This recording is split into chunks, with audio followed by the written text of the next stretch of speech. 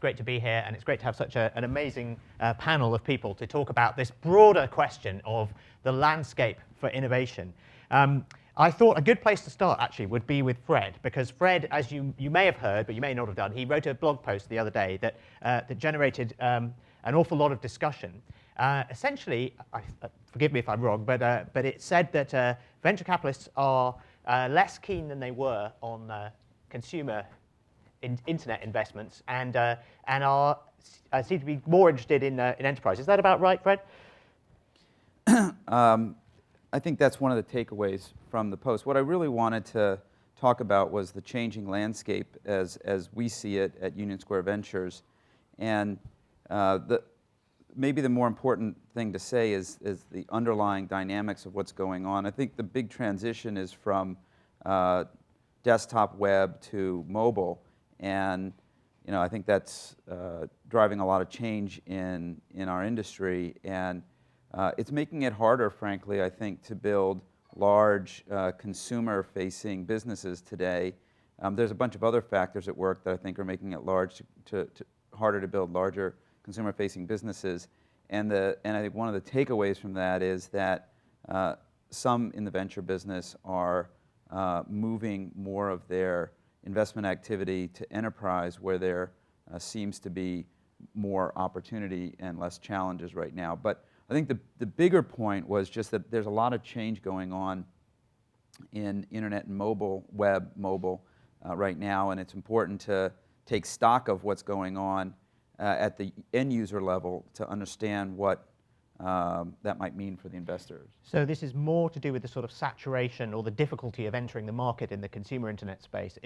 It's not necessarily a reflection of great opportunities in enterprise then, or do you think they are there? Well, I think there's always been great opportunity in enterprise. I mean, if you think back even to the PC era, the initial wave of innovation in the PC era was actually on the consumer side, and then, so maybe if you think about the 1980s, and Lotus and Microsoft and Ashton Tate and WordPerfect and all of that, that was largely a consumer-driven phenomenon. And if you look at the 90s, what you saw was people taking the PC architecture and applying it to the enterprise, and you got lots of client-server and enterprise software businesses that got built. So I think in any wave of innovation, oftentimes the first set of large-scale businesses that are built are more consumer-oriented, and then the second wave are more enterprise-oriented. So I don't think there's anything new in that, but I just think that that's the change that is afoot right now. That's interesting, because I think this is often characterized as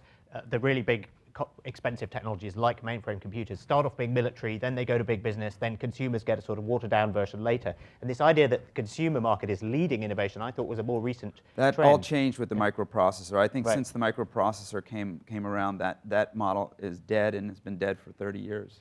Okay, let me come to you, Jeremy. I believe Pinterest is one of the firms you're invested in. So this is the, I suppose one way you could stereotype what Fred said is that instead of looking for the next Pinterest, that investors need to be sort of looking elsewhere. Are you doing that? Are you happy with that you have sufficient exposure to consumer internet and you're looking for other opportunities? I mean, yes and no. There will certainly be lots of innovation in consumer internet, but I'm the 7th or 8th generation of investor at Bessemer. It's been going on for 100 years, and in order for anything to survive 100 years, you have to constantly throw away what you're doing and create something brand new that you know almost nothing about. And that's both the ideas that you study and also even the people that you have. We hire people, we fire people. And so while we will certainly continue to do some consumer internet investing, there's a number of themes that have nothing to do with the consumer internet that we think are particularly ripe now, and 3 years later, we'll throw those away and start again as well. So what's hot at the moment, do you think, then? Well, so to give one example that ties in actually to the general idea that Fred suggested, which is technology can start with consumer and grow into enterprise, there's a middle step. And the middle step is often, or could be now, smaller businesses. And so historically, one of the sort of uber themes we really like is that historically only really large companies, the airlines of the world, the Walmarts of the world, could afford serious technology, and they would spend hundreds of thousands or more often millions or tens of millions of dollars to build some kind of a software system or infrastructure. And that small businesses, whether it's the local coffee shop or even a middle-sized business with 150 employees, had no chance to buy any of that. It was just way out of its league. Now, you can actually deliver over the web a really compelling, highly functional piece of software and actually deliver value for $100 a month, $500 a month or a couple $1,000s a month and make an entire class of functionality, systems automation available to an entirely new set of customers. Does that mean that in a way then, large companies might be at a disadvantage? If they've got a big investment in existing ways of doing things, they're actually much less able to adopt new stuff? There is some of that, and one of the advantages, in fact, of the smaller businesses is that they never could afford to build out their own and manage their own infrastructure from a technology perspective, and so they essentially rent it all because everyone just delivers everything to them through a browser over the web, and that larger enterprises could also benefit from the same advantages of not having to manage a lot of the infrastructure, except that they often will have large incumbent IT staffs who have the mindset of like, I want to own it, I want to control it. And in some instances that may make sense, but in a lot of instances it won't. So my favorite analogy here is that most companies, only really big companies, generate their own electricity. And yet they all tend to run their own email servers and that sort of thing. So are you investing in companies that are trying to take advantage of that, because essentially this pushing everything into the cloud, having smarter networks do it, and not have to run it all yourself, that's something, a theme you're following? Yeah, and in fact we already have a few. I mean, we have a business called Shopify, which powers 37,000 different retailers to have stores on the web. We have one called MindBody, which powers 21,000 yoga studios and hair salons to sort of run their systems on the web. Another one called Xtime, which does the same thing for thousands of auto dealer service centers. Right. And so you can imagine either going, one challenge, of course, is that just to address these smaller businesses, you have to have some market-specific functionality. A hair salon is very different from an auto service center, although they both will have scheduling over the web on your phone, totally seamless and easy to do.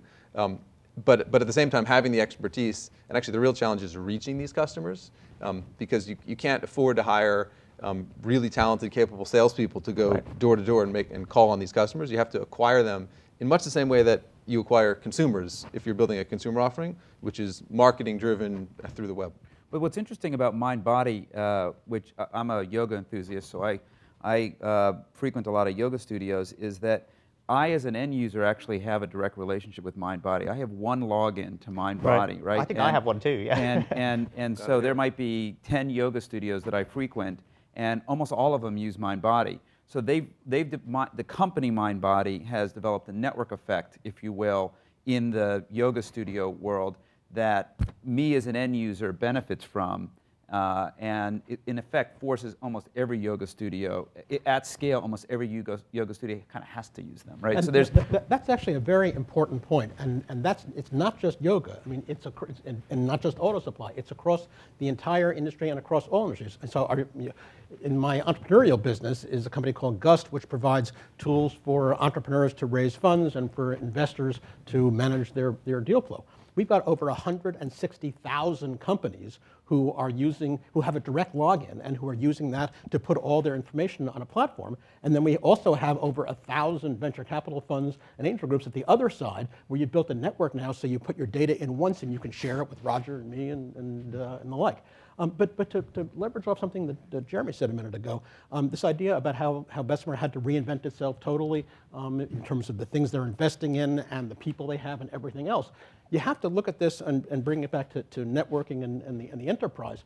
On an enterprise basis, what we see, the four of us on a daily basis, is that the world is changing, and it's changing so fast and so fundamentally that everybody, if you want to remain a functional player in this space, must change on your DNA from a very core level. And let me give you one interesting analogy, and that would be cameras, right? So if you think about 30 years ago, when we all grew up with cameras, you had Nikon, you had Canon, and what business were they in? Well, they were making these little machine metal things that moved a piece of celluloid plastic physically through a camera, through this body, and then you'd open a shutter and you'd put light in. That was their entire business. Today, they're in the computer business. I mean, if you look at there's no film, there's no mechanical movement of this stuff in there. It's all their developments are in software, the equivalent of SDN and with the camera. So therefore, if you are a telco operator today, or a networking company, or any kind of enterprise, you have to completely rethink your business because of what's happening, all these things that they're mentioning. There's this new camera that's just coming out from Samsung, which is it's running Android and it has 3G in it. So it's it's sort of coming at the camera phone from the camera side instead of the phone side. So I take your point there. What sort of appetite do you see among large companies to embrace this stuff?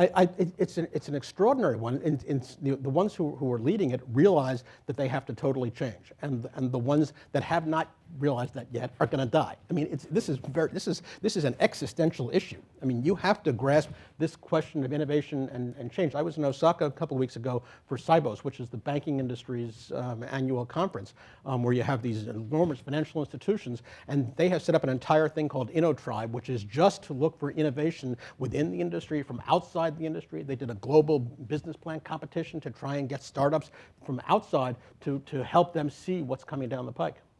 There must have been other industries that have had to go through this sort of DNA transplant before. Has anyone else sort of led the way? Are there other places we can look to see how some lessons that we might be able to learn? Well, I mean, I think cameras are actually a great one, because there you had an entire business that literally had to change almost overnight, right? And clearly in the telco space, if you look at what's, from running a wire from point A to point B, all of a sudden to everything that's happening now, where you're running things on top of that layer. But I mean, my barber, if I make an appointment with my barber, it's done online. You call up a local Chinese restaurant for delivery. They're tracking your phone number. They pull it up into their system. They can tell you what you ordered before, charge to your credit card. You go into a supermarket now, right? The original, grocery stores. You go into a grocery store, and the person behind the counter goes and gets you a banana and packs it up and sells it to you. Then you move from there to a supermarket where you pick your own banana off the shelf and take it to the checkout person. And then you go to a point where, forget the checkout person, you take your banana and you scan it as you walk out. When you go to the latest supermarkets now, and you walk in, they give you a scanner, and as you walk through the aisles, you scan things yourself, and then you just walk out the door. But then you go to in Korea now, in some places, there are subway stations where when you go to work in the morning, on the subway side of the track, you have a picture, effectively, of an entire grocery store, of the shelves in the store. You take your smartphone and you use it to scan the quick response code of the banana there, and it automatically gets uploaded to the server. And by the time you get home, the banana was delivered to your door. So in basically every area, whether it is shopping, whether it is transportation, from taxis to things like Uber to things like Getaround, where you're actually sharing cars, every industry is being fundamentally changed. This is Mark Andreessen's thesis of software eating the world. It is. To a point, right? I mean, software's not going to eat the entire world. There's still humans, until we get to the... we still need the bananas. Until we get to the singularity, there's still going to be humans. And, there's certain things where, I like to call it hand-to-hand combat. A good example is online education. So the latest rage in online education are these MOOCs, and we've invested in a few companies that have online education platforms. And the problem with a completely virtual online learning experience, end-to-end online, is you have this very steep funnel. 1 million people come in, 10,000 people come out. That's 10,000 people that no human had to touch. But that's the most self-directed learner of all gets through one of these MOOCs end-to-end. You still need humans in the equation for many, many things. So I don't think software is going to eat the entire world. Software is going to force change. And the point David makes about the supermarket I like a lot, right? You can see how software is changing the way supermarket operators operate their businesses. But it's not an entirely end-to-end digital experience, and probably never will be. Because we still need the food at the end of the day. I still need to decide what I want to buy, right? Yeah, exactly. Roger, maybe I can come to you, because there is this sort of, maybe not eating the world, but sort of infecting everything that software is doing. That's probably a better way to put it. Okay, I need to copyright that one then. But can I ask you, because one of your specialties is this sort of big data approach. So that's another aspect of this. It's not just that there's softwareification of lots of things going on. There's also an awful lot more data to crunch on, which means that whether you're a yoga studio or a telco, you can actually do things in new ways rather than just implementing your old processes in software. How much of that do you see happening? Yeah, I mean, I think that is what's changing the world, and the fact that we don't really define consumer versus enterprise. We think of it much more as kind of data-centricity, and that's touching everything. So whether it's enabling technologies, as Jeremy said, that can distribute incredibly powerful tools and technologies to long-tail SMBs, or whether you're talking about really high-end data processing equipment that, rather than that, by the way, it's software that runs on cheap commodity hardware, and oh, by the way, it doesn't require a rip and replace. It can be used with whatever your existing data store is, but it can accelerate the processing sitting on top of that. This kind of, I think the phenomenon is really unbundling.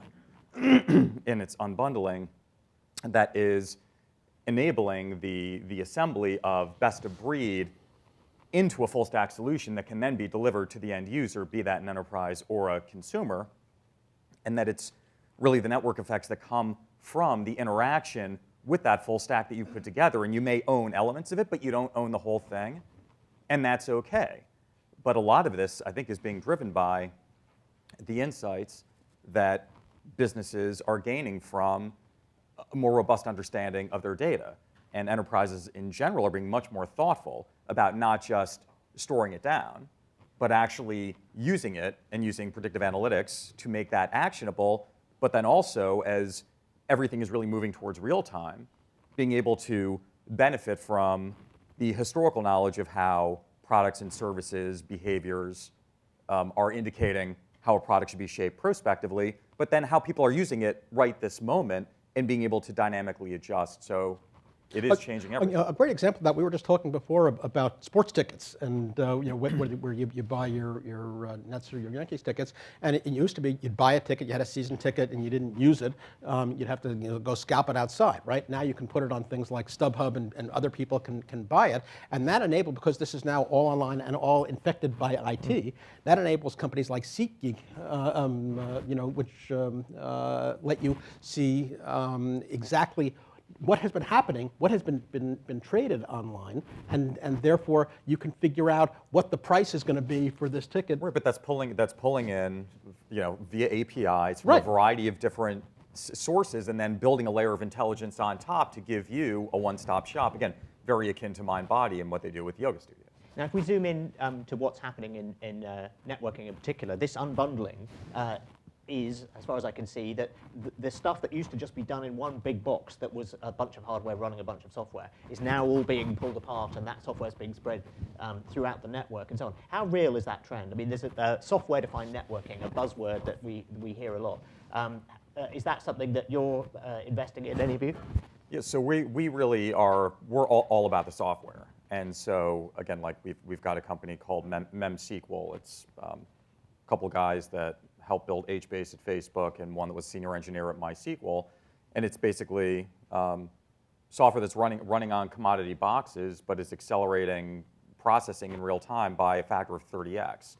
And that's something that is being pushed out to the ends of the nodes depending on the use cases, whether it's being used in financial services is one place where this unbundling and this disruption is happening in spades. So whether you're talking about risk management, post-trade settlement, dynamic risk, it's being kind of pushed out to the different layers of the infrastructure. And the hardware is commodity hardware underneath. So this is bad news for people who are selling proprietary, expensive hardware, surely. I mean, certainly it's very use case dependent, but I think what we've found is companies like this, because the software is so performant that the marginal benefit of a kind of homegrown piece of hardware just isn't worth it. Right. On some level, proprietary is going to be challenging. I mean, what you're hearing here, just the sheer number of whether it's yoga things or telcos or 5 billion mobile devices out there. We are now in a world. The big data exists because you have things underlying and on a granular basis, big numbers to play with. And so in all these things, proprietary, locking up a particular little piece of the market is, I think, going to be under pressure from things that are open pieces of this entire giant stack. Let's zoom out again and look again at the broader picture of innovation. There is this discussion that has been going on for, well, I suppose since Tyler Cohen's book appeared last year would probably be when it began, but this idea that the pace of innovation is slowing down. And it's a very difficult thing to get a handle on because both sides of the argument are arguing from anecdote. It's very, very hard to put numbers on this. But I just wondered what your sense of this, what do you think of that idea that, perhaps I could ask you, Fred, what do you think of that idea that the pace of change is actually slowing down? I don't know how that would happen. It seems like it seems crazy to me. It seems like an immutable law of physics that innovation increases at a faster and faster pace in perpetuity forever. I can't imagine that it would be true or it could be true. I suppose where you might argue that there is something to this is that we seem to be putting a lot of effort into incrementally innovating our smartphones get better or whatever. And that's a different kind of innovation from the big breakthroughs that happened in the 20th century. And I think I think the sort of the best version of this argument that's most defensible is that maybe we're not being sort of ambitious enough in pursuing those new things like what led to the microprocessor and so forth, and instead we're just fiddling with our smartphones and making them better. I think that's ridiculous. I mean, I think that's absolutely ridiculous. Fred remarked before about the singularity, and that's Ray Kurzweil's concept that we are heading to the next generation of the S-curve, the next paradigm, where at some point the change becomes incremental, so then something else, whatever it is, appears and to take you to the next level of growth. And in this particular case, he projects that that's the mergers of humans and computers. So you really do get everything affected by computers. And so Kurzweil projects that the singularity will start in 2045. Okay, that's within our functional lifetimes over here. He also founded Singularity University, which I was one of the associate founders. I founded the entrepreneurship program over there. And if you think, development and innovation in phones is now incremental. Hello, the iPhone. Remember, we had the first feature phone was what 15 years ago. Yeah, well, exactly. I don't think it's very, very hard to look at smartphones and say there isn't an amazing amount of innovation going on. But I think where Tyler Cohen is coming from is there's more to life than smartphones, and aren't we just obsessing that with making our smartphones? But what about like cold fusion? Okay, or what about? I mean, there are other massive breakthroughs that we're on the cusp of making in science. Well, synthetic biology, these energy. These breakthroughs come, they don't come every year. They don't come every 2 years. They come. The big fundamental breakthroughs come once or twice or three times a century, right? So if we haven't had one in 20 years, well, we haven't had one in 20 years. I don't know that means that innovation's slowing down. What do you think about this? Yeah, no, I mean, I don't have a different point of view. I think it's ridiculous, like David said, that innovation is slowing down. I think it's, on the one hand, maybe to go back to a specific example, you might look at all this sort of smartphone improvements as sort of incremental. Like I could talk on my phone, now I can play some games and do some other things. On the other hand, as it relates to singularity, someone said to me, we're going to look back 20 or 30 or 50 years from now at the smartphone as the first step toward having these things embedded in our brain. Because if you told me 15 years ago that everyone would be carrying around a device that would interrupt them constantly, that they'd be sitting next to someone having a conversation, but actually having a conversation with someone else, and so on and so forth, I'd say it's ridiculous. But sort of carrying it around is the first step to having it, in us, if you will. But it's much more important than that. And the reason I think it's a ludicrous thing is, what is the smartphone? This is the cloud. This is the cloud on your body 24/7 with you. It's got a camera so the cloud can see you. It's got a screen so the cloud can show you. It's got a microphone so the cloud can hear you. It's got a speaker so the cloud can talk to you. It's got a GPS sensor so the cloud knows where you are. It's got motion sensors so it's got, you are now tied in. You are a piece of big data. It's managing your, so I've got this wristband here, this Nike Fuel Band. Oh here, yeah, I've got one too. Right. Which is Wearable automatically computing. monitoring my stuff and transmitting it to my phone and transmitting it to the cloud and comparing it to threads. I mean, So this shift here is that the internet used to be a thing we went to through the kind of the window of our desktop PC, and it was kind of like the old-fashioned fixed telephones. You would call a place, not a person. Now the internet is a thing we carry around with us. I mean, that's it's an enabling technology. No, I'm personally very bullish on this wearables.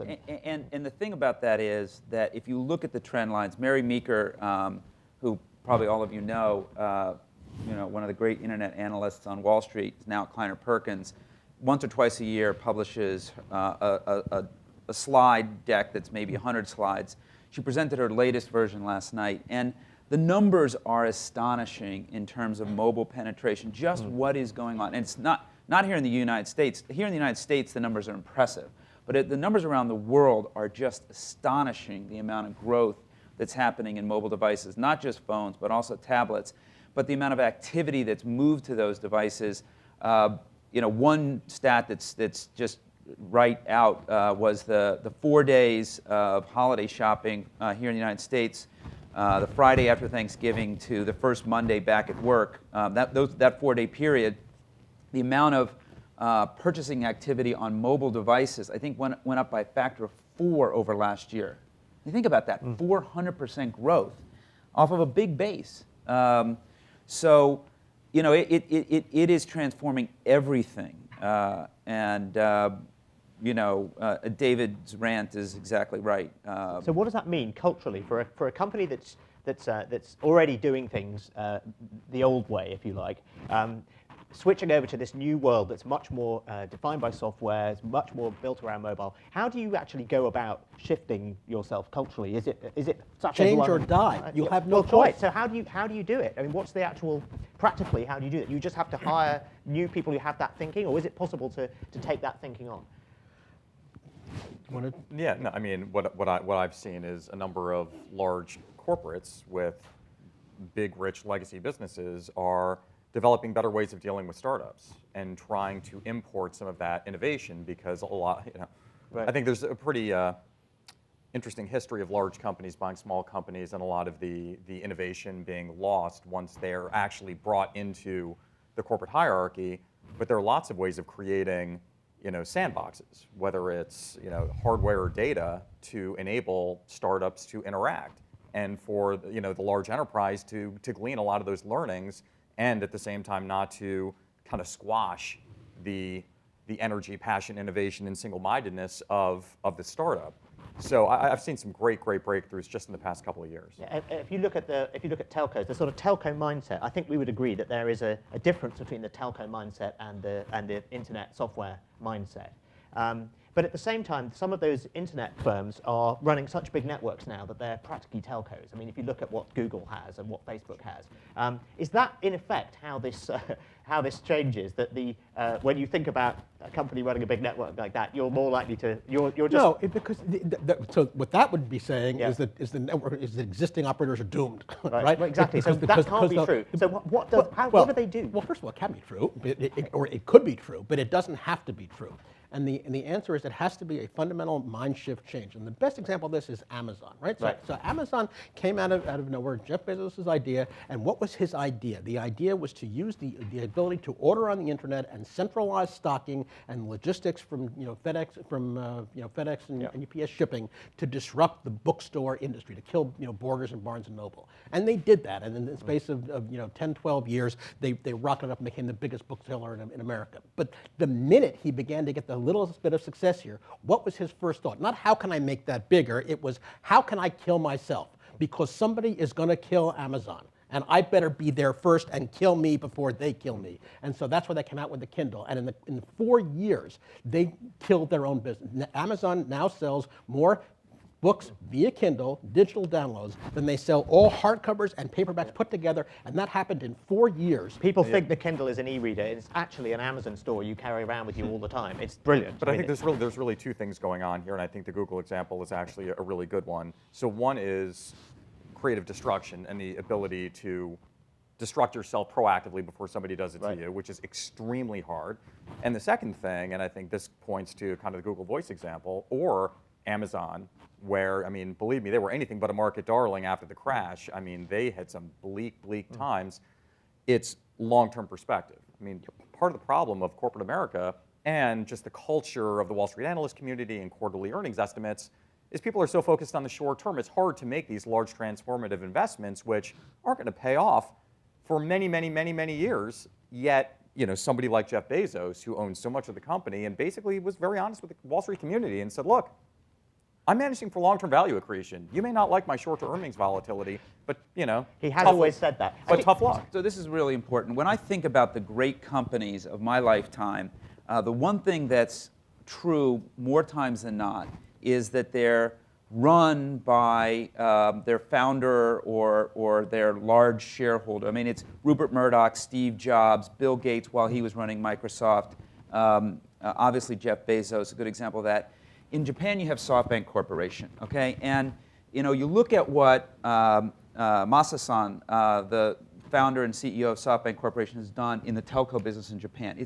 It's remarkable, right? Gone into a market that was dominated by one large telco and has built a really good wireless telco there in a very short period of time with great customer service. It's the kind of like the Virgin kind of brand promise, that you're going to get good service, that you're going to get something, that you care about. And he's now trying to buy Sprint here in the United States. And there are a lot of people who are opposed to, a lot of regulators that are opposed to a foreign country coming in and owning one of the, large mobile networks in the United States. We already have T-Mobile that's owned by a German company. And I frankly think it'd be a great thing for SoftBank to own Sprint because maybe Sprint could become a real competitor, right? So It that's hasn't exactly been. what he did with what was Vodafone Japan. Right. He essentially injected internet DNA into that company. But also the thing that Roger was talking about, the 20-year perspective, the fact that I have a vision that's 20 years long, and I'm going to build to it. I'm going to make this investment. I'm going to convince the financial markets to give me the wherewithal to do it, and I'm going to make it happen.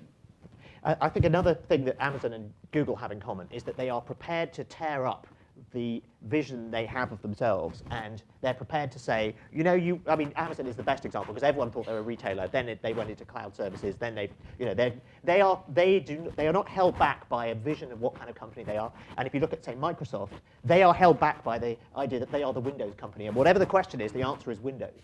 And I think Google is the same. I mean, they would not be doing self-driving cars and augmented reality headsets and so on if they just said, no, we're a search company. So that ability, that chameleon-like ability to reimagine the kind of company you are and not let your preconceptions or your customers' preconceptions of what you do stand in the way does seem to be another characteristic here. But that's something that very few companies have, isn't it? That's not something you can kind of learn to do. Or is it? You just have to sort of shake off the old... But as Roger said, there are two things, right? And so one way to do it, you were asking how can they do it if they're not going to die? Well, one way is you can try and absorb startup DNA by acquiring, and all the number of companies that we invest in versus the number of IPOs those companies have had is de minimis, right? What happens in most cases here is acquisition by a larger company. That's just Sarbanes-Oxley, right? Because IPOs are a pain in the ass now. No, but it's more than that. It's a real need on the enterprise side, on the larger company side, for innovation, and so you see a lot of companies buying the innovation from these small startups that we are funding. That's our business. So when you're funding a company, you're clearly funding the people more than the technology in a sense, because the initial technology vision may not work, they may pivot and so on. You're essentially betting on people, and that's what companies that want to be able to change need to be able to do as well. They need to get hold of those people in the same sort of way.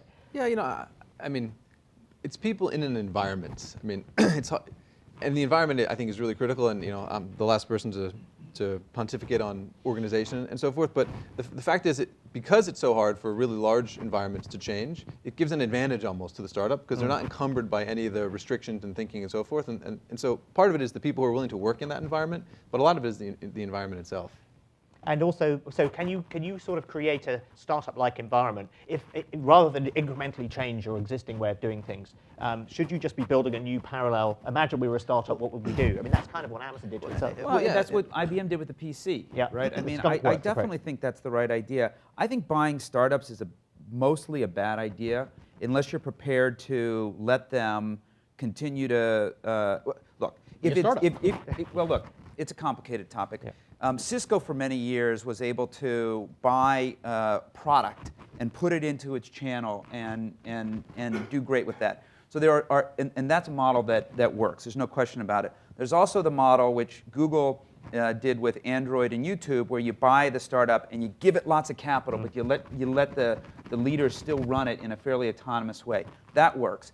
But big companies more often than not, I think, actually kill the startups they buy because the teams don't stay, the things kind of dissolve and disappear. So while it is a big part of our business model to back a team and then have them sell for hundreds of millions of dollars to a big enterprise, the reality is most of those acquisitions fail for the acquirers. And it's sort of upsetting to see at some level how many of them fail.